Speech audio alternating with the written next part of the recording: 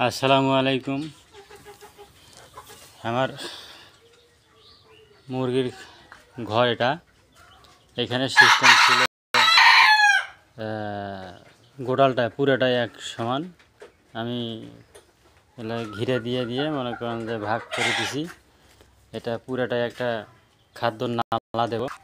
এখান থেকে এই পর্যন্ত একেবারে পুরোটা দরজা পর্যন্ত খাদ্যের নালা দেব, আর এদিকে মুরগি থাকবে। তো মুরগির রুম করছি আমি যে বয়স অনুসারে। এখানে এক সেট, এখানে এক সেট আছে 30টা, এখানে এক সেট, এখানেও আছে 30টা, আবার এখানেও এক সেট হবে। এইখান থেকে এইখানে মাঝখান দিয়ে একটা পার্টিশন দেব, দেওয়াতে এখানে এক রুম হবে, ওখানে এক রুম হবে, ওইদিকে এক রুম হবে। আর খাদ্যর পটল দিয়ে সরাবো, এগুলো থাকবে না এখানে। এখানে যে বাচ্চা কটা আছে, এখানে কিছু বাচ্চা আছে। এই বাচ্চার আজকে বয়স প্রায়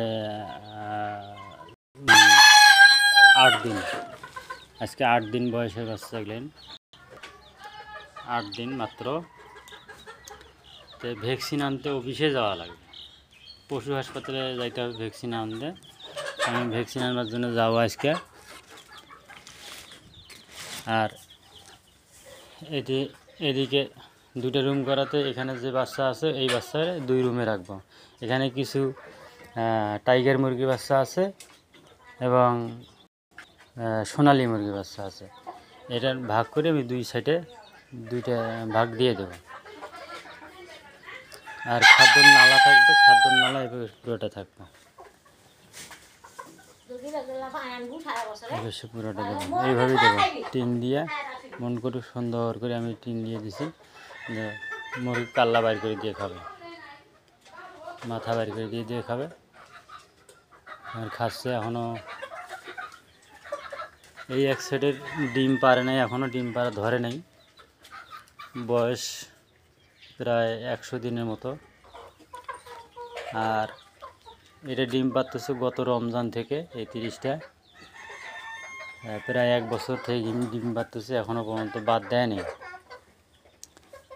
এই যে এখানে একটা ডিম পাড়ে রাখছে, ডিমটা তো রাখানো যাবে না এখানে।